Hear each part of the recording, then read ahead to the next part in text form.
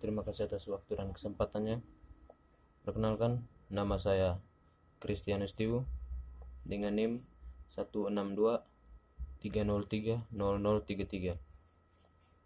Saya dari jurusan Sosiologi, Fakultas Ilmu Sosial dan Politik. Tujuan dari pembuatan video ini yakni demi pemenuhan dari tugas mata kuliah Sosiologi Terapan yang diasuh oleh Bapak Lazarus J. Hamad SOS MA. Pada kesempatan kali ini, saya akan mempresentasikan hasil review saya dari buku ke-11 dengan judul Kami adalah Data Besar Masa Depan Masyarakat Informasi. 1. Data besar, lebih besar dan terbesar. Peluang baru dimungkinkan dengan banyak data. Tidak baru. Tentu saja, data besar bukanlah hal baru. Selama beberapa dekade, penelitian, institusi, dan perusahaan telah mengumpulkan data dalam jumlah besar untuk menghasilkan informasi baru. Pedagang bursa menggunakan model yang memanfaatkan aliran data yang luas dari berbagai sumber untuk deteksi dini risiko dan peluang perdagangan ikatan. Badan intelijen mencari pola dalam data untuk mencegah seseorang atau yang berpotensial. Penanggungan menggunakan data untuk memperkirakan risiko tingkat pelanggan individu dan seluruh portofolio. Pemersatu, tema dalam hal ini telah sama selama beberapa dekade. Kami mencari untuk korelasi, indikator awal, dan hubungan sebab akibat kapal antara fenomena, orang, dan peristiwa, dan membuat keputusan berdasarkan hasil. Namun, sejak munculnya internet, banyak hal yang berubah. Penerapan analisis data telah memperluas dan memperdalam dan telah memasuki kehidupan sehari-hari kita. Ini selanjutnya dipercepat melalui kebangkitan Internet of the Things, di mana semua jenis peralatan, besar dan kecil, terhubung baik satu sama lain dengan kita. Pertumbuhan eksponensial teknologi informasi. Gordon Moore, salah satu pendiri Intel, meramalkan pada tahun 1965 bahwa jumlah komponen dalam sirkuit terintegrasi yang padat akan berlipat ganda setiap 2 tahun karena kemajuan teknologi, atau dikenal dengan hukum Moore. Sederhananya, setiap 2 tahun 2 kali lipat kekuatan putasional dapat dibeli dengan jumlah uang yang sama atau daya komputasi yang sama untuk separuh jumlahnya. Meski ahli telah mengharapkan selama bertahun-tahun bahwa sebagai batas kesenangan fisika dan mental atau seperti jumlah atom per sirkuit adalah tercapai, prediksi akan berhenti menjadi kenyataan. 4 masih berlaku. 2.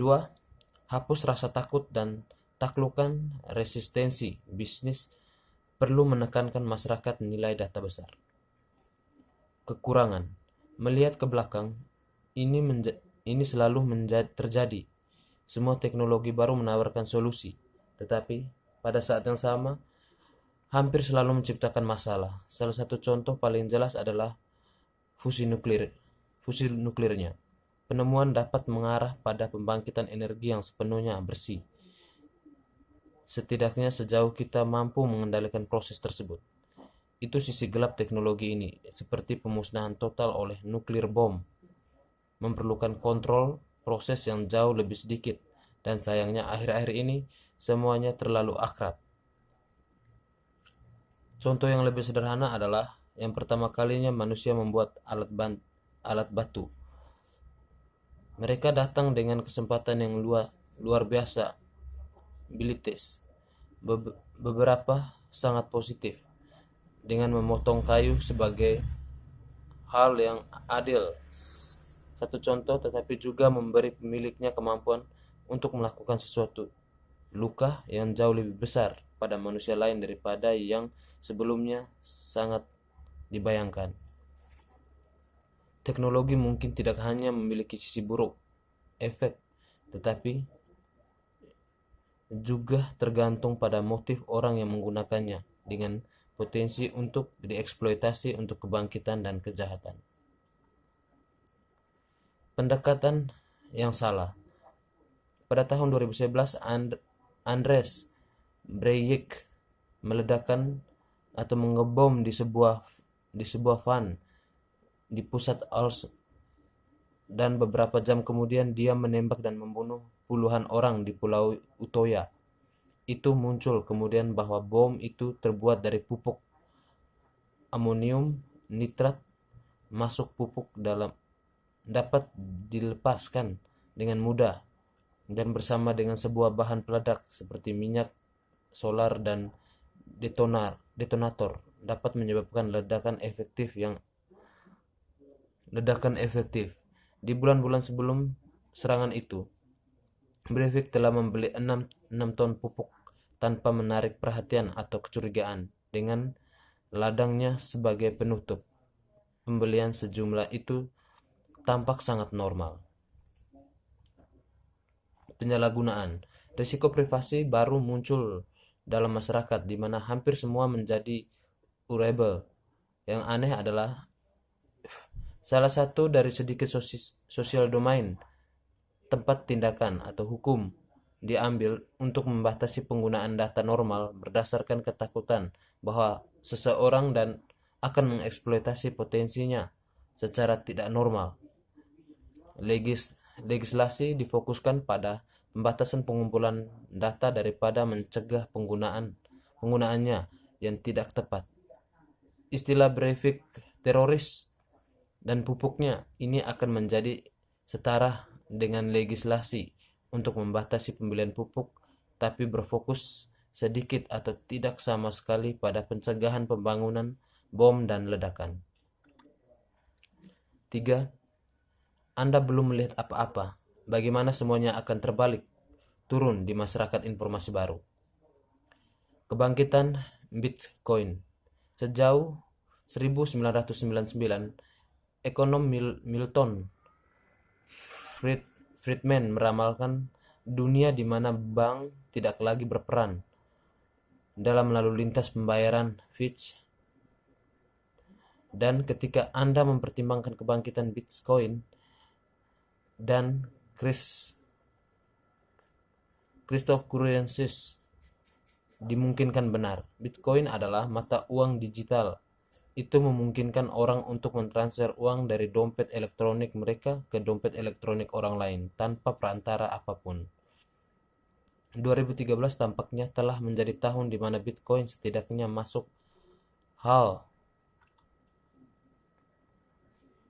membuat terobosan nyata. Ada banyak sekali diskusi tentang potensi konsep. Alan Greenspan, mantan Presiden Federal Reserve Amerika, tidak bisa melihat nilai apapun dalam Bitcoin. Paul Krugman, mantan pemenang hadiah Nobel dan kolumnis terkemuka di The New York Times, juga pernah tidak satupun dari itu. Redistribusi kekayaan. Kebangkitan robotika yang tidak dapat dilihat secara terpisah dari datafication masyarakat yang dibahas dalam buku ini, artinya pertanyaan-pertanyaan penting harus dijawab. Pada bulan Februari 2015, perusahaan mempublikasikan data dalam hal ini. Dari 69.000 aplikasi dikirim sejak sistem persetujuan baru diperkenalkan, dikurangi sekitar sepertiga setelah ditempatkan di platform melalui jalur cepat tanpa penilaian manusia. 4. Menekan bullseye untuk pertama kalinya. beritahu saya tumor apa yang Anda miliki, dan saya akan berikan kamu obat yang tepat. Kontras yang luar biasa. Jika dilihat dari jauh, ada paradoks besar dalam perawatan kesehatan. Ada banyak penelitian ilmiah berkualitas tinggi tanpa kami memasarkan penelitian berkualitas tinggi dengan cara yang sangat kuno. Pendekatan ini jelas terlihat dalam sesuatu yang menyentuh masing-masing dan kita masing-masing pada suatu saat. Minum obat. Hampir semua obat generik saat ini didasarkan pada penelitian efeknya pada pria kulit putih barat. Ini terjadi meskipun telah lama diterima dalam ilmu kedokteran karena wanita merespon secara berbeda terhadap pengobatan dan juga itu karakteristik lain seperti usia, berat badan, dan etnis signifikasi secara aktif mempengaruhi kemanjuran dan efek samping yang tidak diinginkan dari obat. Mengurangi dan menafsirkan DNA. Perkembangan di daerah ini sangat menarik.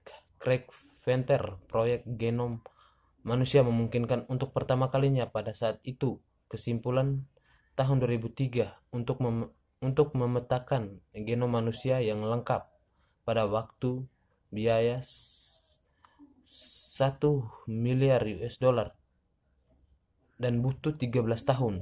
Dari dulu bagaimanapun perlombaan memiliki tujuan sentral untuk menawarkan individual analisis genom, mengurutkan 3 miliar huruf untuk menentukan genom kita dengan biaya di bawah 1 miliar US dollar. Dari perawatan kesehatan hingga perawatan diri, perkembangan penting lainnya adalah kita semakin mempraktikkan do it diri sendiri dalam perawatan kesehatan yang mungkin tidak membebani para profesional. Misalnya perusahaan Amerika Theranos menjanjikan tidak kurang dari 1 revolusi dalam analisis darah. Pendirinya Elizabeth Holmes untuk menghilangkan proses menggambar yang memberatkan tabung darah, mengangkutnya ke laboratorium, proses mengeluarkan darah dan menunggu hasil berminggu-minggu. Konsumen ada di kursi pengemudi. Benang merah antara konsep-konsep ini adalah bahwa Summer ada di kursi pengemudi. Sebelum kita memasuki bidang kedokteran, ruang tunggu profesional, kami sudah memberitahu diri kami sendiri secara ekstensif di internet. Ini secara signifikan mengubah hubungan antara dokter dan pasien. Oleh karena itu, tidak mungkin dokter akan memainkan peran yang berbeda dan berevolusi. Tuhan yang Maha Tahu menjadi seseorang yang membimbing pasien dalam membuat keputusan yang tepat. 5. Stimulus data untuk yang lebih baik. Sekarang dunia yang ada sudah mencapai batasnya. Keseimbangan baru sedang diciptakan. Populasi tumbuh dengan cepat dan perubahan konsumsi dan pola gaya hidup menghasilkan peningkatan permintaan bahan baku, bukannya penurunan yang dibutuhkan. Menurut perkiraan oleh Dana Margasatwa Dunia, kebutuhan ini termasuk misalnya kebutuhan dasar kita akan makanan, tetapi juga untuk energi.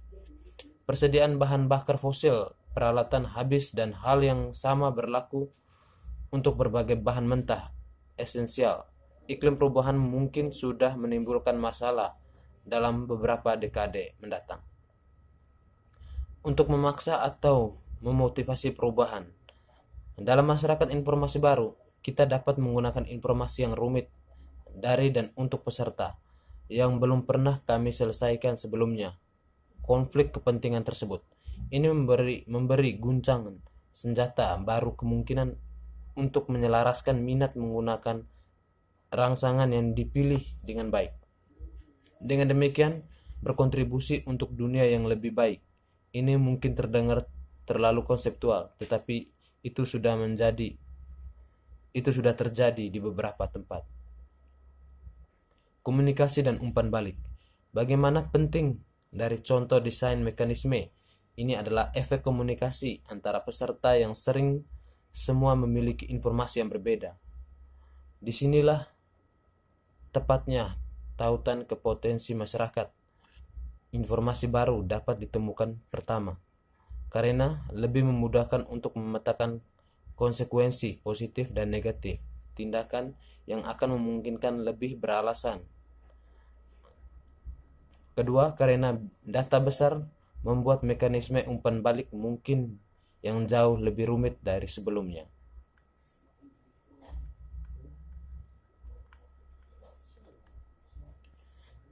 Baik, sekian video presentasi saya. Atas perhatiannya, saya ucapkan terima kasih.